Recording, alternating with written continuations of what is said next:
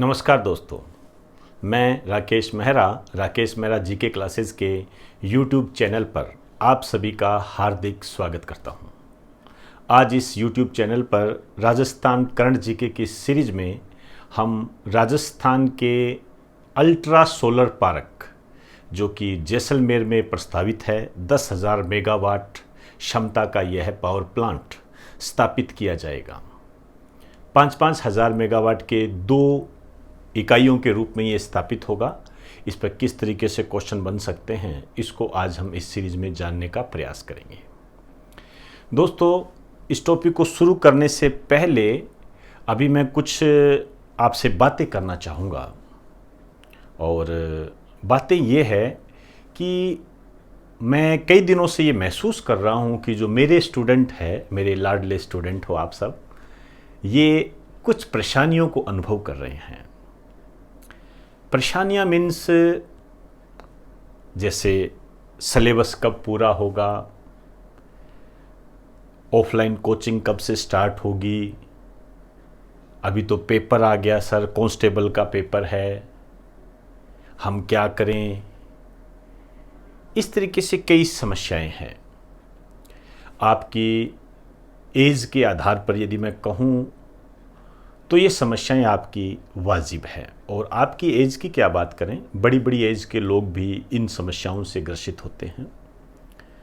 और ये कोई बड़ी बात नहीं है, इसमें परेशान होने वाली बात भी नहीं है। ये आप ये कह सकते हो कि ह्यूमन थिंकिंग होती है, हो जाता है ये। लेकिन इन समस्याओं पर काबू पाना चाहिए। और जो ये समस्याएं जो काबू पा लेता है वो हमसे ऊपर होता है।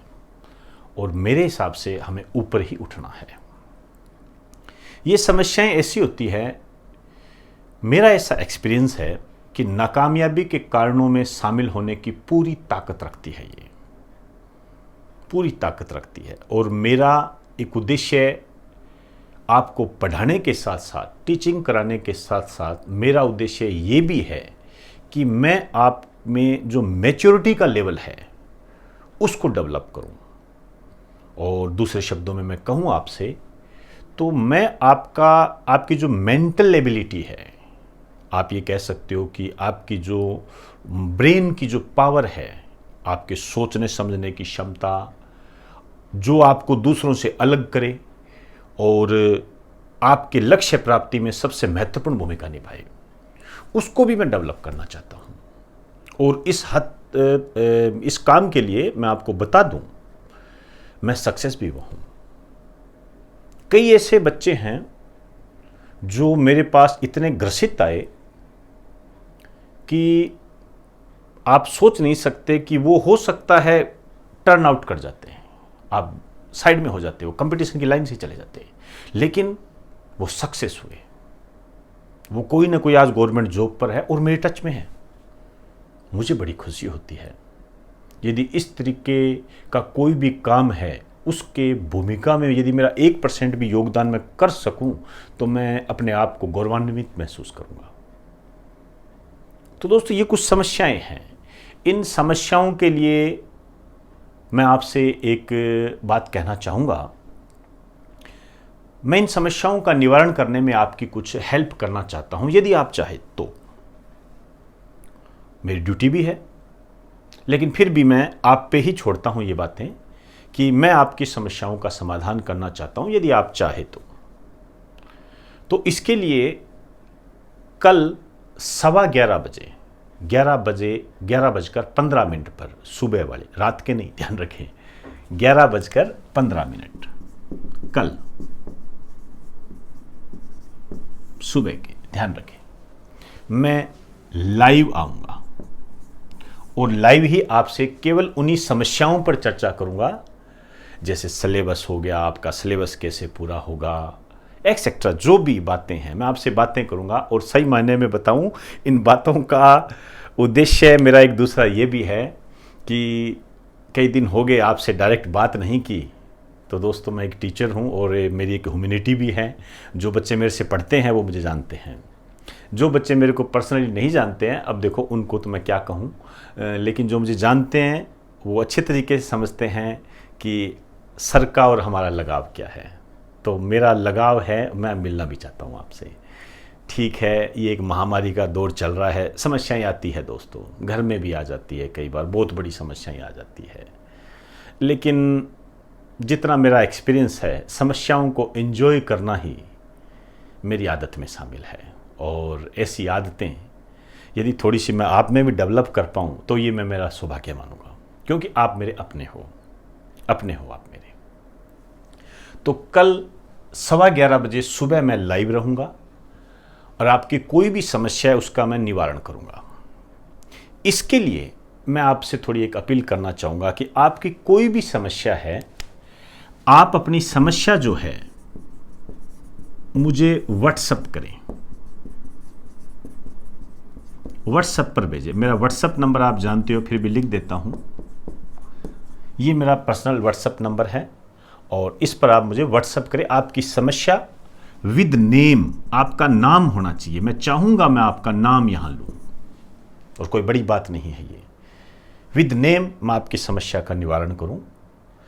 तो आप कोई भी समस्या है, आप मेरे को कल 9 बजे से पहले, सुबह 9 बजे से पहले अपनी समस्या से आप मुझे अवगत करा दें।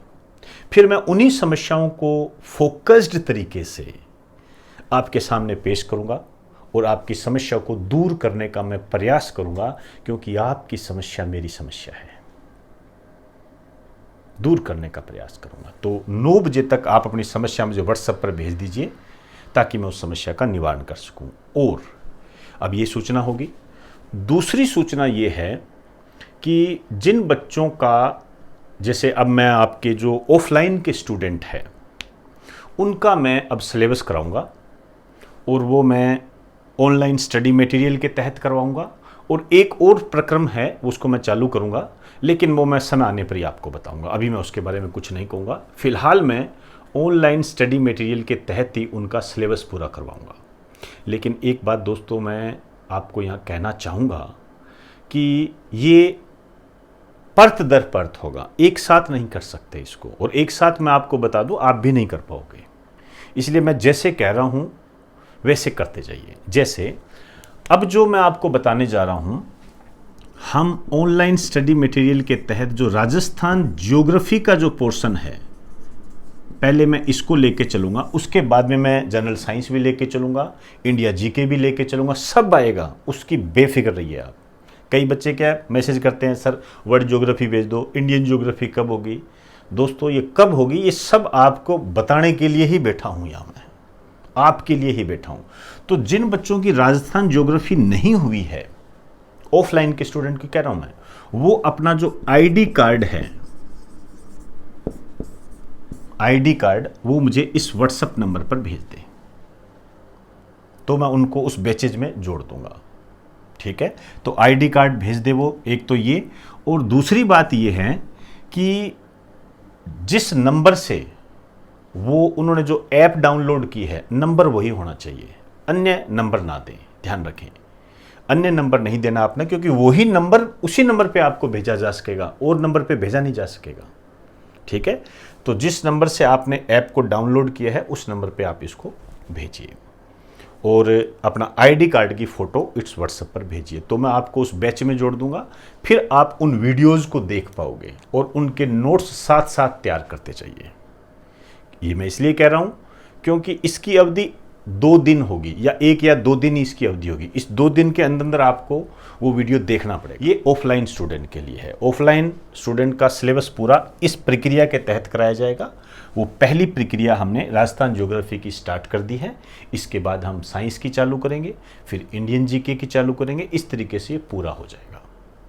अब दूसरी बात दोस्तों, ये बात मैंने आपको पहले भी कही थी कि जो ऑफलाइन वाले स्टूडेंट ये ऑनलाइन स्टडी मटेरियल इस बैचेज में आ जाएंगे, उनको ऑफलाइन करने की अनुमति नहीं होगी। ये ध्यान रखिए दोस्तों। आप इसको इस वे से मत लेना कि सर अनुमति नहीं दे रहे हैं, क्या फ़र्क पड़ता है। ये इन स्थितियों को देखते हुए है। आप जानते हो कोरोना महामारी चल रही है, तो अब जो समय आएगा उसमें ये तो है नहीं कि 500 बच्चों की क्लास चल रही है उसको हम कर रहे हैं, उसमें कुछ लिमिटेड बच्चे आएंगे कुछ समय के लिए। हालांकि ये सब दौर ख़त्म हो जाएंगे, ये सब दौर ख़त्म हो जाएंगे। लेकिन स्टार्टिंग पीरियड में ये चलेगा, 2-3 महीने जो भी चले। उसके बाद में जब कोरोना महामारी चली जाएगी तो वही सब बातें आ जाएगी अपने सामने, सब सामान्य जनजीवन आ जाएगा। ये तो मैं आपको विद एक्सपीरियंस बता रहा हूँ। सामान्य जनजीवन आने में वक्त भी नहीं लगेगा, लेकिन जितने टाइम तक हम एहतियात बरतें ये हमारे लिए भी फ़ायदेमंद है और तो और भारत के लिए भी फ़ायदेमंद है। हमें कुछ योगदान करना भी चाहिए। इस कारण से जो बच्चे ये ज्वाइन करेंगे उनको ऑफलाइन की अनुमति नहीं होगी। जो ऑफलाइन क्लासेस स्टार्ट होगी, और ये होगी दोस्तों, होगी। आप में क्या एक समस्या बनती जा रही है, पता नहीं क्या होगा, ऐसा कुछ नहीं होगा। सब सिस्टम ऐसे ही चलेगा। ऑफलाइन क्लासें होगी, आपसे रूबरू भी होगा। तो जो बच्चे मेरे से रूबरू होकर पढ़ना चाहते हैं, क्लास में ही पढ़ना चाहते हैं, वो वेट करें और उनकी क्लासें नियमानुसार स्टार्ट हो जाएगी और 100% होगी, कोई दिक्कत नहीं है। और जो वेट नहीं कर सकते हैं उनके लिए ये व्यवस्था है। क्लियर?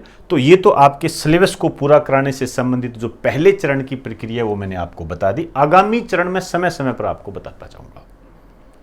ठीक है? तो अपना आईडी कार्ड भेज दीजिए, नाम भेज दीजिए, मैं आपको उस ग्रुप में ऐड कर दूंगा।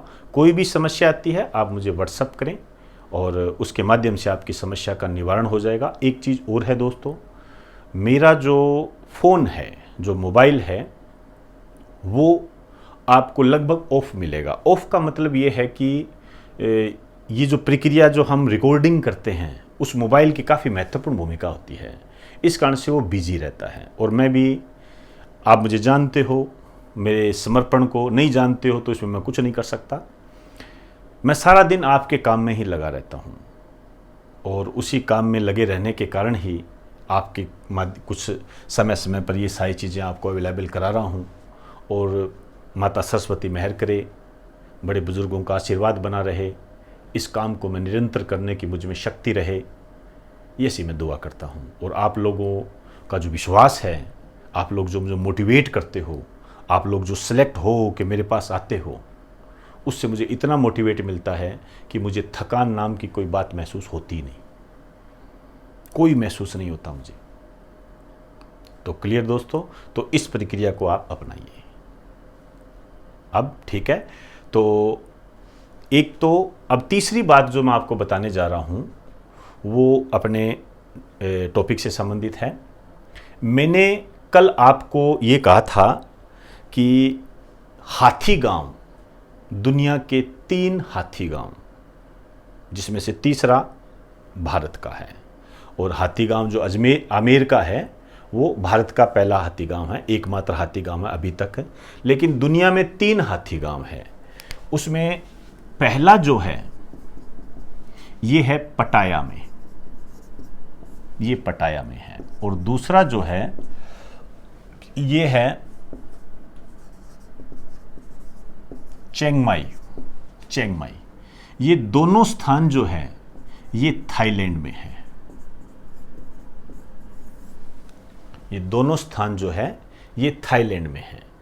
अब देखिए तीसरा जो कहाँ है वो मैंने आपको पहले ही बता दिया था, ये इंडिया में है, भारत में है। और भारत में भी कहाँ पर? जयपुर में। जयपुर में भी कहाँ पर? आमेर में। आमेर में भी कहाँ पर? हाथी गांव में। क्लियर? तो ये अपनों ने बात की थी, पटाया में है।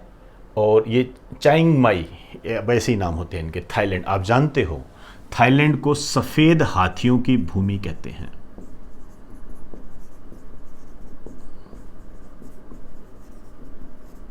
सफ़ेद हाथियों की भूमि कहते हैं, काफ़ी बार एग्जाम में भी आया हुआ है ये। अब देखिए ये जो मेरे को मैसेज किया है, अब आप देखो दोस्तों, मैं जो बच्चा आप मान के चलिए जिसमें लगन होगी, हालांकि सब में ही लगन है, आप ऐसे मत समझना कि गुरुजी हमें लगन वाला नहीं कह रहे हैं, ऐसा कुछ नहीं है। आप सभी मेरे प्रिय हो। लेकिन जो बच्चा एक्टिव रहेगा, अब ओबियसली बात है, नाम तो लेना पड़ेगा ना उसका, एक अलग दिखेगा, सिलेक्ट होगा, तो हमारे लिए तो बहुत बड़ी बात होती है, उस बच्चे का भविष्य बना है। तो ये जो मैसेज किया है मुझे, अभी एक ही स्टूडेंट ने किया है और मुझे पूरा विश्वास है अन्य स्टूडेंट ने भी इसको देखा होगा, ट्राई किया होगा। हो सकता है उनको मेरे को व्हाट्सअप करने का वक्त नहीं मिला हो, जो भी है। लेकिन ये जो मेरे को भेजा है ये हमारे प्रिय स्टूडेंट है सपना गुर्जर, इन्होंने भेजा है। और ये एलडीसी में अभी इसी साल सिलेक्ट हुए हैं। हमारे लिए बहुत गौरव की बात है। ये बच्ची है और मैंने इसकी मेहनत को प्रत्यक्ष देखा है, आंखों से देखा है। दोस्तों मुझे अच्छा लगता है, सिंपल सी बात है। और जब ये बच्चे सिलेक्ट होते हैं और जब कभी मुझे मिलते हैं तो मैं गौरवान्वित महसूस करता हूँ। मेरा, आप ये कह दीजिए, मेरा सीना चौड़ा हो जाता है, सिंपल सी बात है ये। और मैं आपसे इसी के तहत मैं वापस आपसे अपील करूँगा,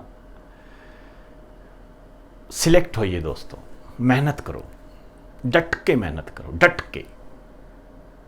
कुछ नहीं दिखना चाहिए, कुछ भी नहीं दिखना चाहिए। आपका भी नाम सपना गुर्जर की तरह मैं यहाँ लूँ, आपका भी लूँ मैं, और आपसे ज़्यादा खुशी मुझे होगी। मेहनत कीजिए डट के। जीके में कोई समस्या नहीं आने दूंगा, कोई समस्या नहीं आने दूंगा बिल्कुल। लेकिन अपनी मेंटल एबिलिटी, आप कह सकते हो माइंड बैलेंस, इसको बनाए रखें। इसको यदि आपने एक लॉकडाउन जैसी छोटी सी समस्या पे यदि आपने हथियार डाल दिए, आपका माइंड विचलित हो गया, तो दोस्तों ऐसा मैं होने भी नहीं दूंगा, ऐसा होने भी नहीं दूंगा। और दोस्तों आपको करना भी नहीं है। आप सामान्य स्थितियों में बने रहे, सामान्य स्थितियों में बने रहे। और मैं पूरा प्रयास, आपकी मेंटल बैलेंस को बनाने का प्रयास, आपकी समस्याओं को सुलझाने का प्रयास कल 11:15 बजे लाइव आकर करूँगा। इसके लिए आपके जो भी क्वेश्चंस हैं वो आप मुझे ज़रूर भेजें, मैं उसका पूरे का पूरा निवारण करने का पूरा प्रयास करूँगा, क्योंकि आप मेरे अपने हो। तो दोस्तों ये सूचनाएं हो गई। अब मैं सोलर पार्क की बात करने जा रहा हूँ। तो एक बार हम स्टार्ट करते हैं अभी।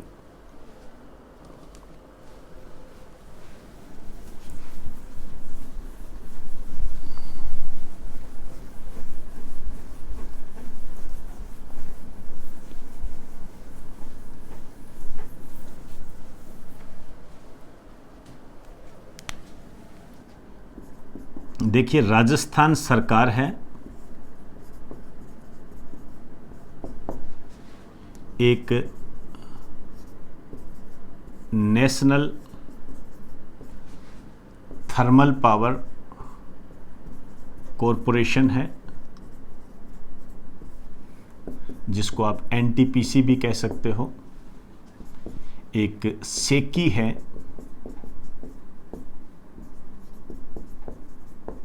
सोलर एनर्जी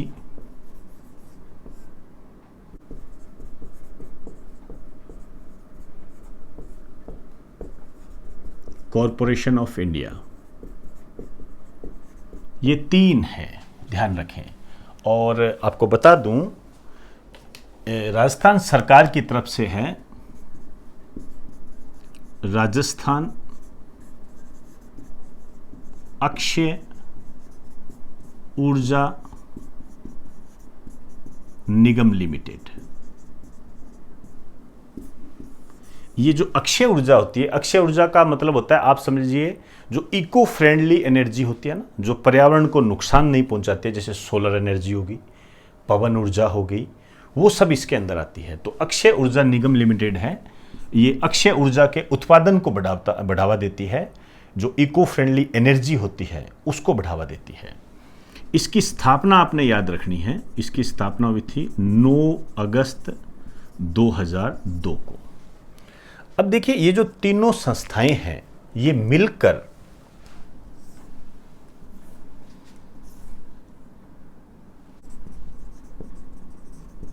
राजस्थान का सबसे बड़ा ultra mega power solar project विकसित करेंगे।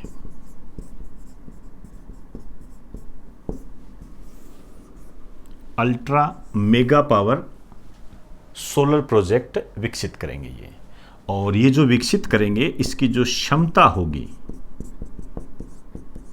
10,000 मेगावाट, और ये जो होगी 5,000 मेगावाट इकाइयों में, यूनिट्स में होगी ये।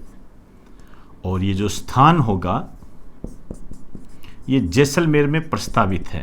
ये हालांकि आपने न्यूज़पेपर में पढ़ा होगा कि 2 स्थान चिन्हित किए गए हैं, जो भी है वो नाम आपके सामने आ जाएंगे। फिलहाल हमारे पास जैसलमेर ही है ऑप्शन में। अब देखिए, ये जो जैसलमेर है, आप जानते हो राजस्थान का पश्चिमी जिला है और इसके कई नेम है। जैसे इसको राजस्थान का अंडमान कहा जाता है, राजस्थान का अंडमान कहते हैं इसको, और भी कई नाम है इसके। स्वर्ण नगरी है, रेगिस्तान का गुलाब कहते हैं,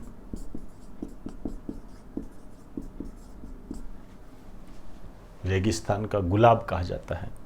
यहाँ पर सूर्य का प्रकाश ज़्यादा पहुँचता है, तो इस दृष्टि से यहाँ पर सोलर प्लांट स्थापित किया गया है, अब देखिए वर्तमान में क्या स्थिति है, हमें थोड़ी सी बातों को ध्यान देना पड़ेगा। एक नोट डाल के लिखिए, भड़ला।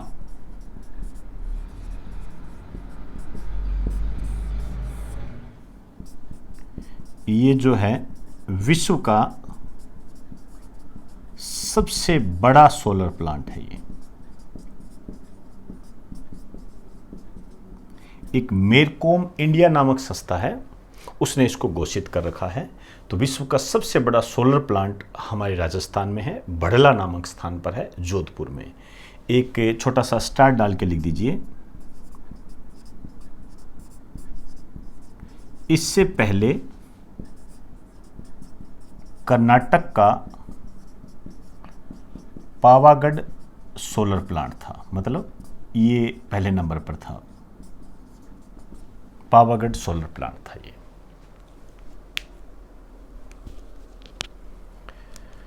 अब देखिए कुछ बातें और है, जैसे यदि सोलर एनर्जी की बात करें तो एक योजना है प्रधानमंत्री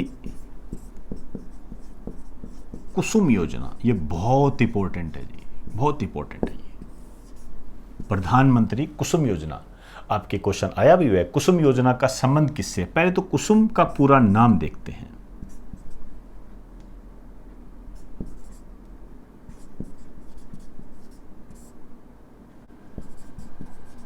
किसान ऊर्जा सुरक्षा व उत्थान महाअभियान। के से किसान, ऊर्जा, ये आप समझ लेना, देख लेना, किसान ऊर्जा सुरक्षा उत्थान महाअभियान। अब ये जो योजना है मार्च 2019 में, और इसका जो उद्देश्य है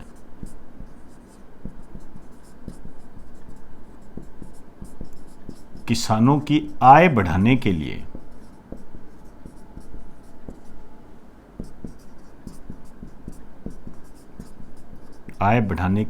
किसानों की बंजर भूमि पर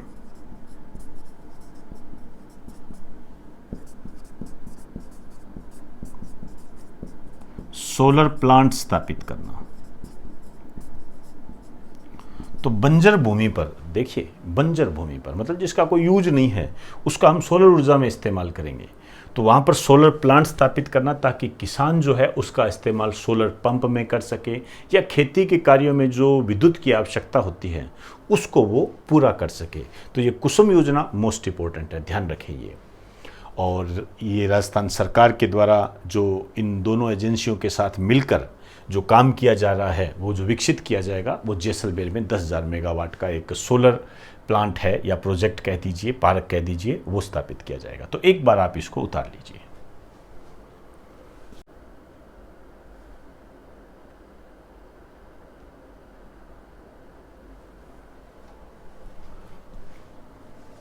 तो दोस्तों, आज हमने सोलर प्लांट पर चर्चा की, और ये तीनों संस्थाओं के द्वारा जो राजस्थान में जैसलमेर में स्थापित किया जाएगा उस पर चर्चा करते करते हमने सोलर ऊर्जा से संबंधित कुसुम योजना पर चर्चा की।